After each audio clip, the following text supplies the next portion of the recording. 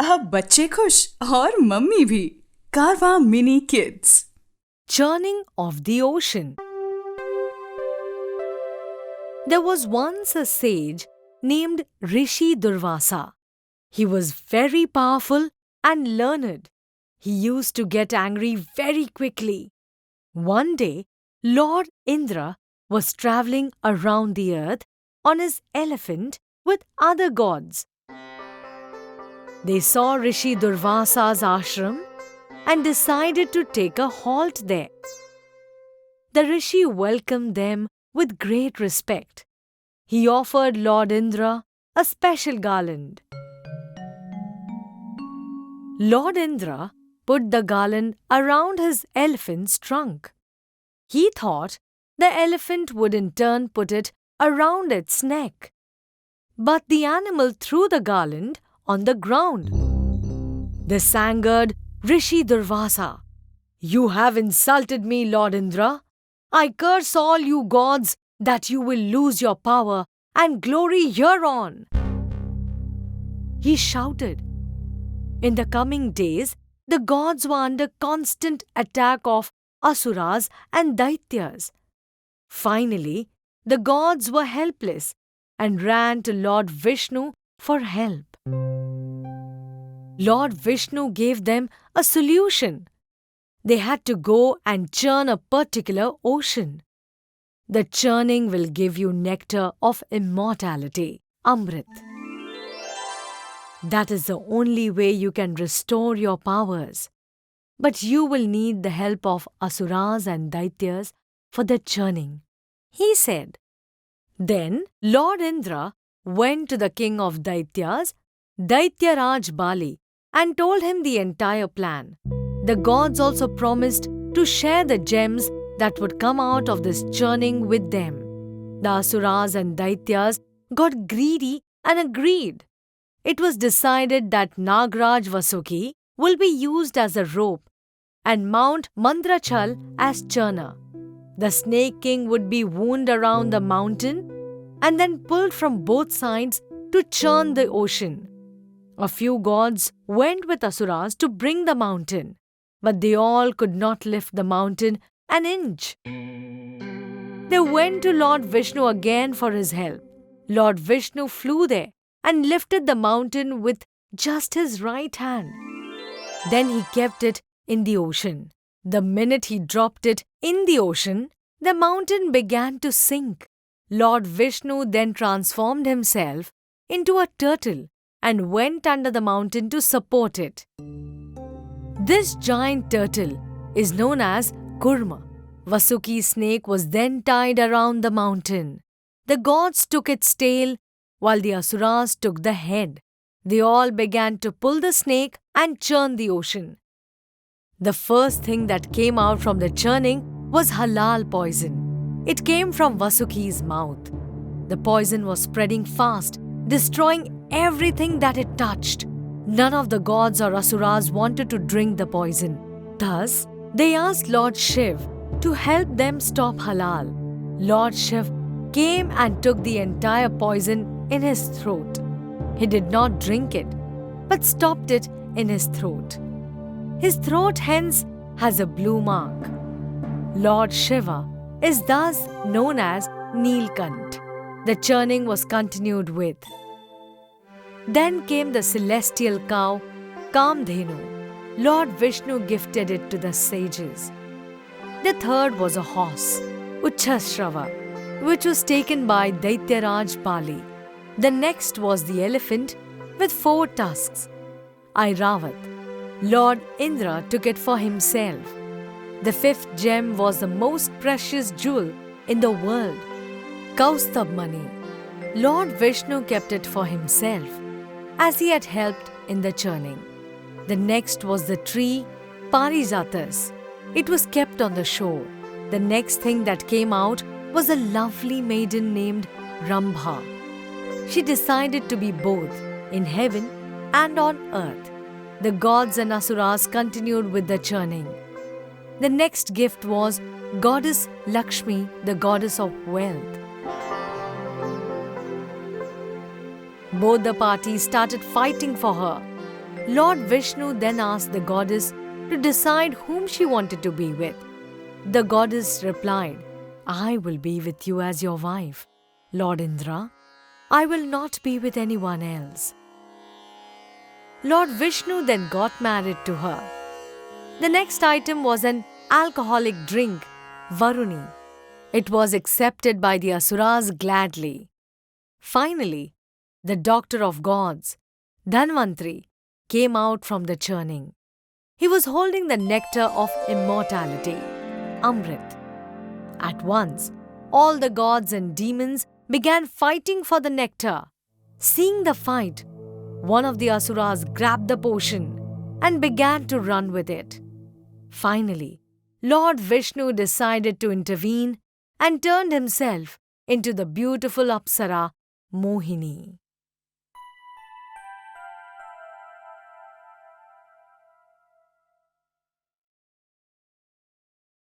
Foolish Jack. There was a boy named Jack who lived with his mother. They were very poor. Once, his mother asked him to go out and earn some money for them. Jack went and searched for work. He worked for a farmer who gave him a penny. On his way home, the coin slipped from his hand into a brook. He came home and told his mother, who scolded him. She told him to keep it in his pocket next time. Next morning, Jack went and worked for a cow keeper. The man gave Jack a jar of milk in return. As told by his mother, Jack tried to put this jar in his pocket. But the jar was too big and the milk spilled everywhere. He again got scolding at home from his mother. She said he could carry it on his shoulder the next time. The next day, however, Jack was given a donkey in return for his services. He carried the donkey on his back. A king and his daughter saw him carry the donkey on his shoulders. The daughter started laughing, seeing Jack. This was the first time she had ever laughed. The king was happy and got her married to Jack. They all lived happily since then. Spidey's web. In a forest, there was a spider named Spidey. It was winter. One evening, Spidey thought of making a big and strong web for himself. He wanted many insects to get caught in it overnight. He could then eat all those insects the next day for breakfast. So, Spidey got to work and started making the web.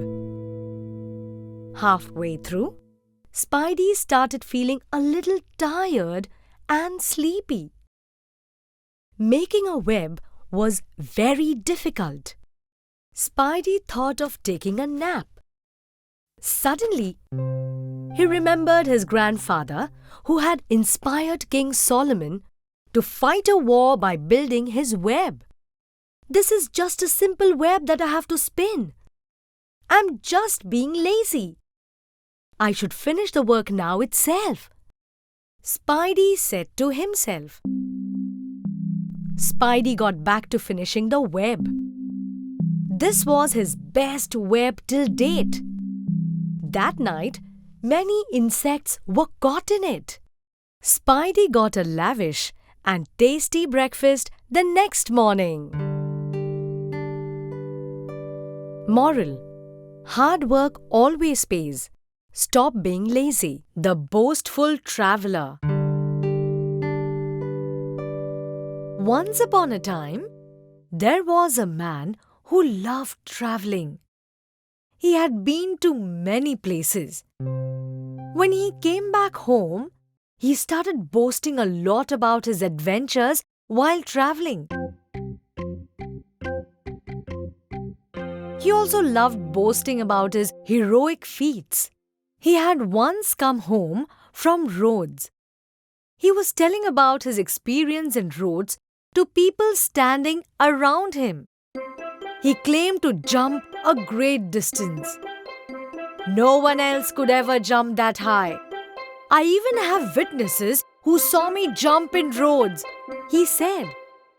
There was one person in the crowd who was listening to him. The man suddenly came forward and said, "No witness is needed. You should imagine you're back in Rhodes and show us the jump now itself." Hearing this, the traveler was surprised. He had never expected a reaction like this. He quietly picked up his things and left. No one ever heard him boast ever again. The broken tusk.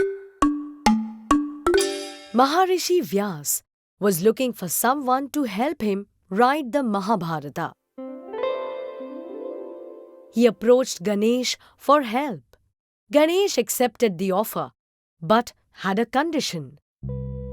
He said that the Maharishi should narrate the story non-stop. If sage Vyas stopped anywhere during narration, Ganesh would stop writing it too. The sage agreed to the condition in return for a condition of his own. He wanted Ganesh to understand everything before he wrote it. Ganesh also agreed. They then set off to create the greatest book of all times, the Mahabharata. Sage Vyas was dictating the verses at lightning speed. Ganesh was writing them down at the same speed. However, Ganesh's pen broke once. He could not match the speed of the narration. Ganesh understood that he had underestimated Maharishi's intelligence. He then broke one of his tusks, dipped it in ink, and continued writing. Whenever the sage needed a break, he would narrate a long paragraph. This would make Ganesh take a few more seconds to understand it, during which time the Maharishi would rest. They took almost 3 years to complete this great book. Some people say that a few stanzas of Mahabharata are lost over the years. The book still has 1 lakh stanzas. The Bull and the Goat. One day, a lion was out in the forest looking for a prey.